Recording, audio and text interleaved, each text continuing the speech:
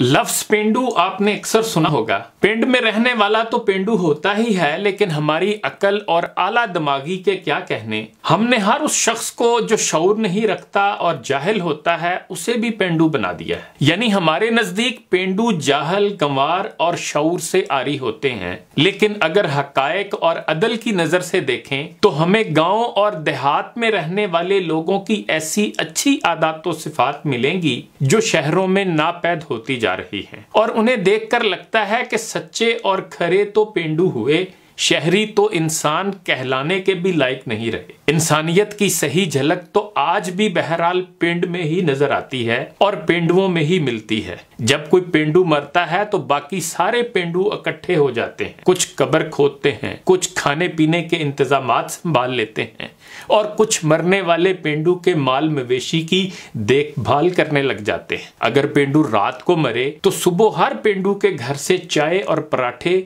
मेहमानों के नाश्ते के लिए आने शुरू हो जाते हैं। शहरों में तो ऐसा अब कम ही होता है। पिंड में किसी की गाय बकरी मर जाए तो सारे पेंडू ताजियत के लिए आते हैं, और शहरों में साथ वाले घर फौतगी हो जाए तो पता नहीं चलता।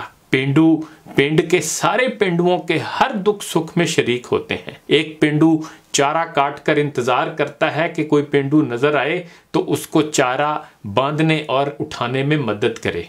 पेंडू औरतें घर का काम खत्म करके फिर खेतों में भी काम करती हैं। इतनी मेहनत शहर की औरतें करने का सोच भी सकती हैं क्या? पेंडू औरतें घर में जब झाड़ू लगाती हैं तो घर के सामने रास्ते को भी साफ करती हैं, क्योंकि वो जानती हैं कि हमारा घर हमारी पहचान नहीं बल्कि हमारे घर जाने वाला रास्ता हमारी पहचान है। उसे साफ रखना हमारी ज्यादा जिम्मेदारी। शहरों में ऐसा होता है क्या? पेंडू लड़कियां किसी बड़े को देखकर फौरन सरों पर ओढ़े दुपट्टे दुरुस्त करने लगती हैं। इतनी हया बाकी है वहां। पेंडू लड़कियों को गंवार कहना आसान है, लेकिन हकीकत यह है कि वो कुदरती हुस्न की हामिल होती हैं। मेकअप करना नहीं जानती, ढीले ढाले कपड़े पहनती हैं, सर पे दुपट्टे ओढ़े और धुले हुए चेहरे हर बनावट से पाक। अब आप ही बताएं, नकली हुस्न अच्छा होता है या असली हुस्न? हकायक और अदल की नजर से देखा जाए तो पेंडू होना कोई बुरी बात नहीं, बल्कि ये तो फख्र की बात है, क्योंकि गांव और देहातों में रहने वाले लोग नाम नहाद शहरी बाबुओं से बहरहाल ज्यादा बाइखलाक, गैरतमंद, बामरवत और इंसानियत का एहतराम करने वाले साबित हुए हैं। शहरों की मशीनी जिंदगी ने तो खुद इंसानों को जज्बातों एहसासात से आरी करके रख दिया है।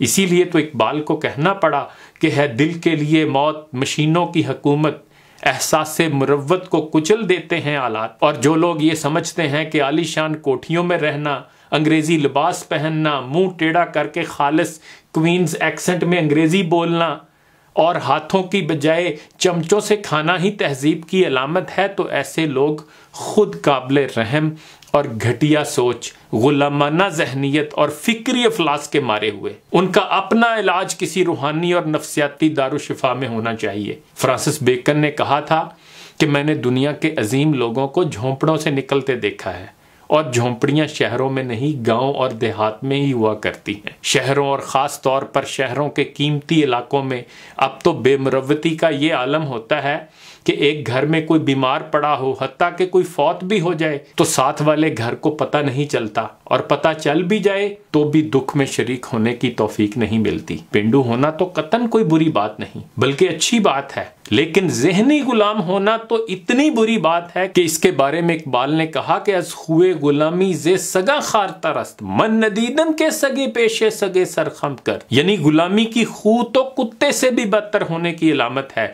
क्योंकि मैंने नहीं देखा कि किसी कमजोर कुत्ते ने भी किसी ताकतवर कुत्ते के सामने सर झुकाया हो। अब माजरत के साथ हम पाकिस्तानी जरा अपने गिरेबानों में झांकें। क्या ऐसा नहीं है कि हमारी अशराफिया तो 70 सालों से अंग्रेज की गुलाम है ही, उसने हम अवाम को भी अंग्रेज का जहनी गुलाम बना दिया है। अब हमारे नजदीक अंग्रेजी लिबास पहनने वाला, अंग्रेजी बोलने वाला, अपनी गुफ्तगू में अंग्रेजी दानश्वरों के हवाले देने वाला यूरोप और अमेरिका की तरक्की और तहजीब के गुण गाने वाला ज्यादा काबिल इज्जत है। क्रिकेट हो या सियासत, फिल्म और ड्रामे हो या तालीम का मैदान, हमारे नजदीक बड़ा और माहिर और लीडर होने का मयार यह है कि बंदे को अंग्रेजी खूब आनी चाहिए। हमारी जहनी पसमानदगी का अंदाजा इस बात से लगाया जा सकता है कि कोई अच्छा क्रिकेटर मैच जीतकर किसी गैर मुल्क में अगर अपनी टूटी फूटी अंग्रेजी में भी बात करे तो हम हंसना शुरू कर देते हैं और हमें शर्म आने लगती है कि हमारे क्रिकेटर को अच्छी अंग्रेजी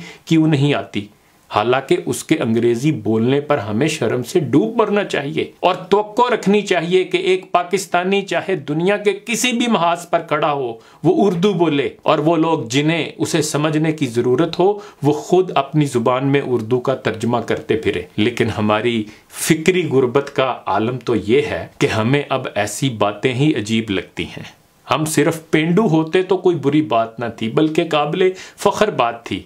अफसोस ये है कि हम जाहिल हैं, हम गैर तो हमीयत से आरी हो गए हैं, हम जहनी गुलाम बन गए हैं, लेकिन हमें अपनी जहनी पसमानदगी, फिक्री अफलास, गुलामाना जहनीत और बेगैरती का एहसास भी बाकी नहीं रहा।